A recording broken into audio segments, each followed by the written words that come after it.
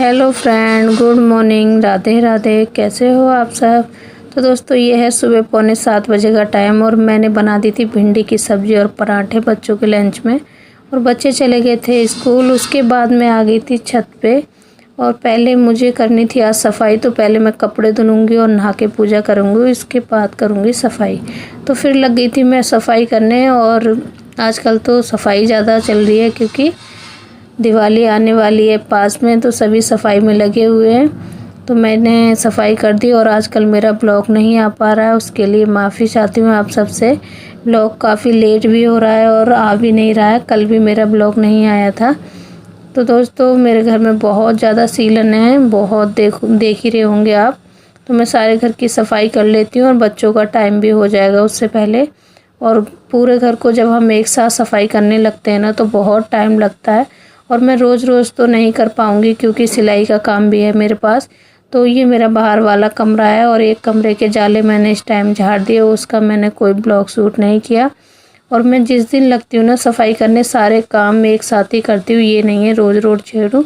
तो मैं टाँड को नहीं कर पाऊँगी साफ़। टाँड को मैंने झाड़ दिया था ऐसे ही हटा के उसको, क्योंकि मेरा टाँड बहुत ऊँचा है और मैं नहीं जा पाऊँगी। और हस्बैंड जी अभी है नहीं इस टाइम, तो वो कैसे उतारेंगे। जब वो आ जाएंगे तो मैं सारा सामान उतरवा के फिर टाँड रह जाएगा मेरा। लेकिन टाँड की सफाई मैंने कर दी थी लेके झाड़ू, और पर्दा हटा के पूरा उस तरीके से साफ़ कर दिया था। लेकिन जो सामान उतार के करते हैं ना वैसे नहीं कर पाया क्योंकि मैं नहीं चढ़ पा रही थी, और बाकी सारी जगह ही कर दी थी। और मेरा काम करने का तरीका जब मैं सफाई करती हूँ ना, क्योंकि थक जाते हैं सफाई करने में। और दिवाली की सफाई ऐसी होती है कि हमें हर कोने में सफाई करनी पड़ती है, सारी जगह। तो मैं सारी जगह बहुत अच्छे से करूँगी। और बेड सभी मुझे साफ़ करने हैं आज, क्योंकि मैं रोज़ रोज़ नहीं लग पाऊँगी। दोनों कमरे, रसोई और गली सारा एक साथ ही करना है मुझे। तो मैं सारी सफाई कर रही हूँ और बहुत ज़्यादा जल्दी लग रही हूँ। और मैंने इस टाइम गाने चला रखे हैं, आपको दिख ही रहे होंगे टीवी में। तो मैं गाने चला के काम करती हूँ ना, मुझे बहुत अच्छा लगता है। और काम का कब ख़त्म हो गया पता भी नहीं चलता है। और जब सफाई करते हैं ना, जो भी मेरी बहन सभी दिवाली की सफाई करते होंगे वो बहुत ज़्यादा थक जाते होंगे। और आज का मेरी हालत इतनी बेकार हो गई थी ना कि मैं शाम के 6:45 नहाने गई थी। और मैं आपको पूरा दिखाऊंगी। उसके बाद सारे जाले वगैरह मैंने दोनों कमरों के और गली के कर दिए थे। फिर मैं लग गई थी अपने बेड पे। तो मैं बेड को उठाऊंगी, सारा सामान इसका निकाला था मैंने। और दोस्तों बहुत टाइम लगता है सफाई करने में। सारे बेड में जितना भी सामान था सारा निकाला, फिर उसके बाद मैंने फिर से कर दिया था सेट। फिर मैं करूँगी सारी जो भी जितनी भी टाइल्स लगी हुई हैं उनको साफ़। पहले मैंने इनको निरमे के पानी से साफ़ किया था और फिर मैंने ये गीला कपड़ा लेके फिर उससे सारा अच्छे से साफ़ कर रही थी। क्योंकि साल भर में सारा टाइल वगैरह तो मैं रोज़ भी, जैसे रोज़ तो नहीं, महीने में 15 दिन में टाइल्स वगैरह तो हम करते रहते हैं साफ़। लेकिन दिवाली पे ज़्यादा अच्छे से सफाई करनी होती है हमें हर कोने में। तो इस तरीके से मैंने, और अपना जो कूलर था ना मेरा इधर लगा हुआ था, और मैं जब कटिंग करती थी तो मुझे जगह की दिक्कत होती थी। तो मैंने आज कूलर एक साइड में लगा दिया था, जहाँ पे कुर्सी है ना वहाँ पे मेरा कूलर था। तो कूलर को मैंने वहाँ से हटा के एक साइड में लगा दिया, क्योंकि अब कूलर तो चलता नहीं है। फिर उसके बाद आ गई थी मैं रसोई में, और रसोई में आके मैंने करी सबसे पहले गैस की सफाई। क्योंकि गैस साफ़ जब गर्म होती है ना तो गैस को मैं साफ़ नहीं करती हूँ, गैस ठंडी हो गई थी। फिर उसके बाद मैंने गैस साफ़ कर दी थी। और अगर आज डिब्बे साफ़ करने का समय मिलेगा तो करूँगी।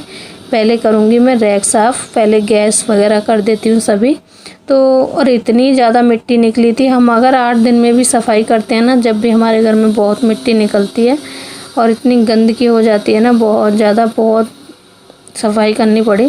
फिर उसके बाद मैं लग गई थी सारे रैक के जितने भी बर्तन है मैंने सारे निकाल के सिंक में डाल दिए थे। सिंक में डाले थे सारे, तो एक साथ सिंक में नहीं आए थे। फिर मैंने गैस के ऊपर रख दिए थे सभी बर्तन। तो पूरी रैक को मुझे खाली करना है और फिर रैक को भी मांजना है।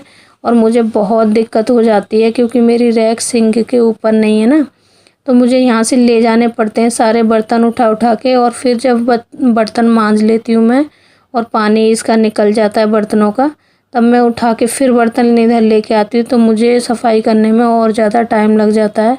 क्योंकि अगर जब हमारी रैक वहीं पे लगी होती है ना, तो हमें इतना समय नहीं लगता। फिर मैं लग गई थी रैक को साफ़ करने। पहले मैंने निरमे से मांजी थी रैक, फिर उसके बाद मैं पानी लेके और कपड़े से पूरा साफ़ कर देती हूँ, क्योंकि धोने की जगह नहीं है और पानी अगर डालूँगी यहाँ पे तो फ्रीज भी है, तो करंट का डर होता है। तो मैं इसी तरीके से साफ़ करूँगी अच्छे से, पानी बार बार ले लेके और गीले कपड़े से। तो इस तरीके से ही मेरी सफाई जारी थी। और बच्चे मेरे स्कूल से आ गए थे और बच्चे देख रहे थे टीवी इस टाइम, और आज मेरा काम शाम तक नहीं होगा ख़त्म। फिर सारे बर्तन मेरे धुल गए थे और मैंने आधे बर्तन वहीं पे रख दिए थे, क्योंकि जब तक पानी नहीं निकलता तो मैं रखती नहीं हूँ, क्योंकि जंग लग जाती है रैक में। तो इसी तरीके से मेरी सफाई चल रही थी। और आप सब कमेंट करके बताइएगा किस किस के यहाँ पे सफाई हो गई और किसके यहाँ पे नहीं हुई। तो सारे बर्तनों को ले आई थी। बच्चों के लंच भी मैंने बैग में से निकाल दिए थे सभी, क्योंकि जब बर्तन धुल रहे हैं तो सारे बर्तनों को ही रख देती हूँ। तो दोस्तों हमारी सारे बर्तन धुल गए थे और देखो इस तरीके से। तो ये कुर्सी पे मैं खड़ी थी तो इसको भी मैंने कर दिया था साफ़।